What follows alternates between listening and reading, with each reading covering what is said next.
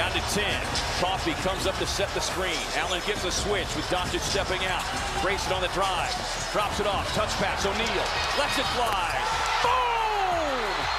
Rolls Royce from downtown. Suns win. Suns win. 113-110. Austin Reeves had a pretty good look at the finish, but it wouldn't go, and so the Suns get the win, and the Lakers' tough week continues. They got blown out by their rivals in Boston. Now they've lost their last two games after being tied or leading entering the fourth quarter.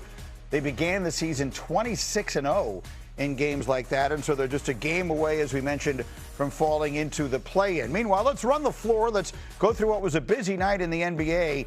And it included the Spurs making short work of the net. So San Antonio has won 11 straight. And Winman, I know you are all in on these San Antonio Spurs. Yeah, for weeks I was saying, you know what, I don't know if they can win multiple playoff series when nobody on this team has won a playoff series together, a playoff game together. And then, Greeny, I just came to the conclusion, Victor Wembanyama is a generational player. You just don't hedge against generational players. Believe in what this team can do. I still think they probably need some seasoning. I still think Oklahoma City is the favorite to win the West, but I'm taking nothing off the table for the Spurs. Yeah, I heard you say it, and I loved it. And I want to bring Fortenbaugh, our betting expert, in on that, because as we look at San Antonio going down the stretch, what is the best bet surrounding them?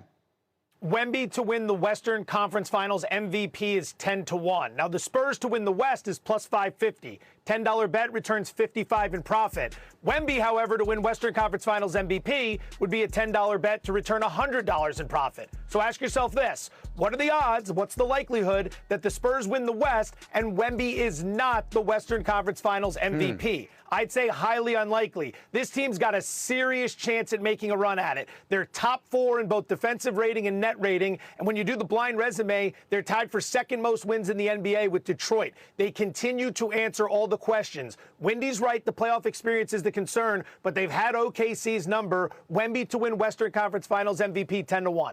I love the way you look at it. I love breaking it down like that, and that's why I always find your perspective on these things so interesting. So, Monica, I want to come to you because, we just came off a football season in which I found myself saying almost every week, well, the Patriots, they're so young. They're ahead of schedule. There's no way in the world. And then the next thing I know, I'm living in a world where they're in the Super Bowl. The Spurs feel similar to that to me in that they feel like they're at least 1 year ahead.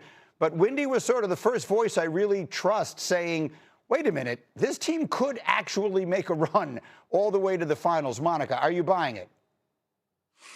Am I buying that they could, Greeny? 100%. Right now, am I still out on the fact that they actually will? Yes. I love your analogy in terms of what the Patriots were able to achieve, but I have real concerns about the nature of a series for this group. I mean, we've seen, listen, we'll put non-regular season around it. Experience that we've seen from the Spurs so far was what happened in Vegas when they lost to the Knicks in the NBA Cup. And I'm not saying that truly indicates big game and postseason, but everybody there, as you listen to those press conferences, acknowledged that felt different and it was designed to simulate that experience. Now, is that experience enough to propel them through 3 series?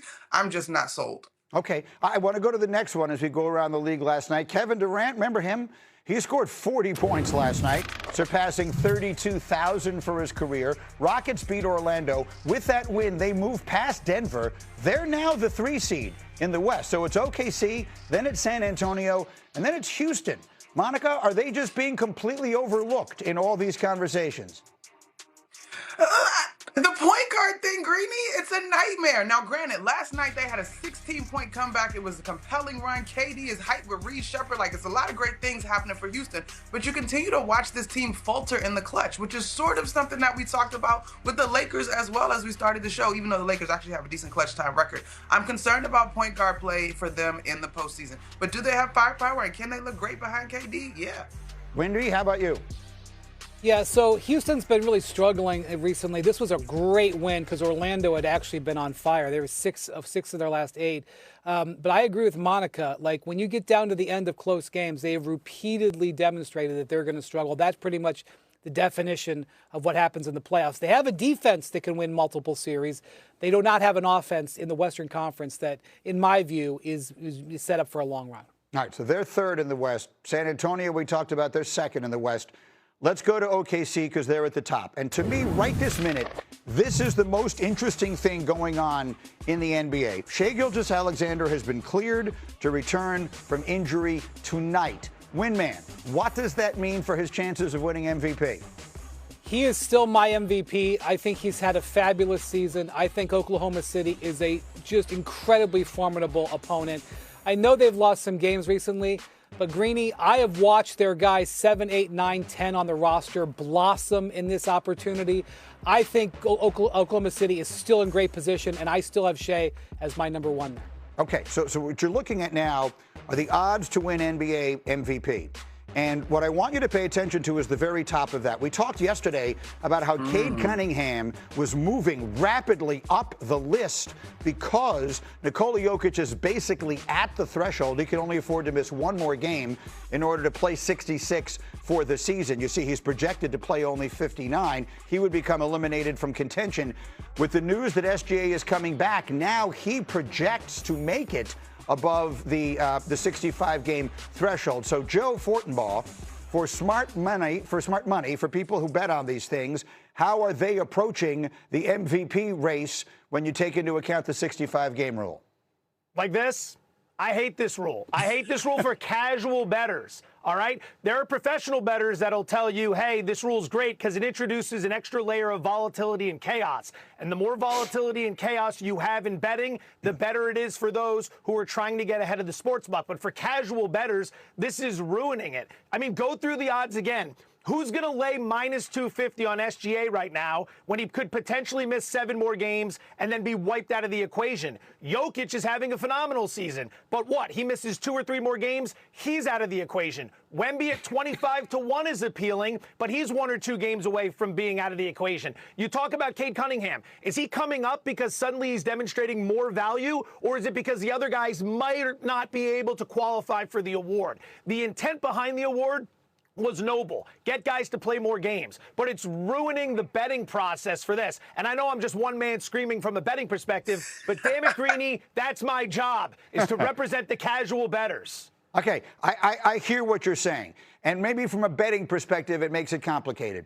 And those of us who care greatly about the history of sports, and I've written books about the history of sports and all of that, when you calculate the greatness of a player's career when it's all said and done, you factor in how many times they won MVP. And the idea of that was not, well, how many times did they play 65 games? So I can see a lot of argument against it, yet I was one of many who was applauding Adam Silver when they put the 65-game threshold in, because anything that encourages players to play, I'm all in favor of. So let me hear from my analysts. Brian Windhorst, I will start with you. What are you hearing from people around the league about the 65-game rule now that it appears as though it could very well wind up determining an MVP? I think the league office likes it, and I think they're not going to take it away because I think they do believe it.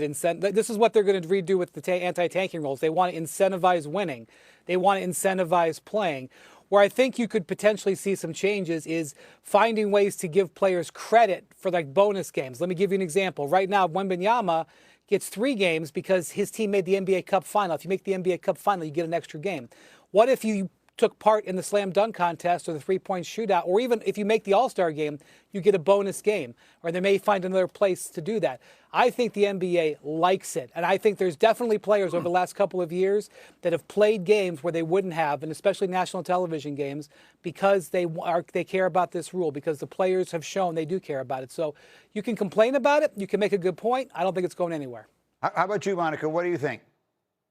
Well, I think, Greeny, when this conversation comes up, we got to go back to the impetus, right? Like, the issue was load management. If we didn't have that problem, which back in the day, you know, when everybody was rough and tumble, the old school NBA, less of an issue. But here we are. And so this was designed to mitigate it. And I think it's totally fine. Now, I will say this to Joe's point. I think it is a combination in terms of Cade Cunningham, both the rule and the guys ahead of him, but I also think this young man on his own is having an MVP caliber year. And be it that as it may, Detroit has not been as glamorous in terms of the history of both OKC and Denver being known entities as real contenders. I'm with you. I want to make it clear. None of what I'm saying is meant to diminish Cade Cunningham's candidacy for MVP. If he wins it, he's worthy of winning it. And then, in fact, I kind of hate the idea that some would look at it as he only won it because this guy didn't play enough games. It's a good topic. It's one I want to continue. In the meantime, there's one other thing, Winman. I want to let you have equal time here.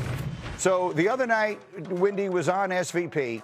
And for those of us who know Brian and have followed him for years, we know that the big topic with him is always, well, where has he booked his hotel reservations for? And he came on the air and he said, I've booked hotel rooms in San Antonio for the finals. And I went, oh, my goodness, Wendy is buying in. So that came up yesterday. And then Jay Williams had to ruin it by jumping in and saying this.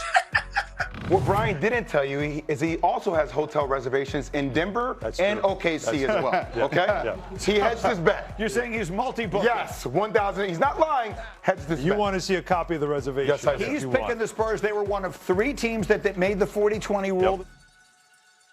So, Brian, I will give you equal time. He's suggesting that you are actually, what's the word here, multi-booking? I'm not sure what the term is. What can you say? Yes, of course. I've always done this. I basically, when you reach the point where I think you can make the finals, I book the hotel. I booked Oklahoma City in November. I also have restaurant reservations. If you're going to want a table at the best steakhouse on the best nights in the finals in Oklahoma City, I got the reservations. I do not have any restaurant reservations in San Antonio yet. I also do not have reservations in Denver. I have them in 3 places.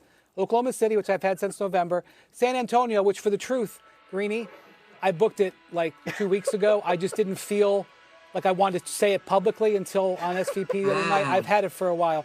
And I booked Boston, and that's an asterisk because the World Cup is in Boston, and I know that's in Foxborough, I know, but the South Americans and the Europeans are going to book in Boston. And so part of it is a hedge on Jason Tatum, but part of it is because I want the hotel that I want, and all the South Americans are going to come in there when their team gets in there. So that's my list. It could expand more, but I'll tell you one thing right now. I have currently no plans to make any others. There's no team on the edge. I've researched Detroit.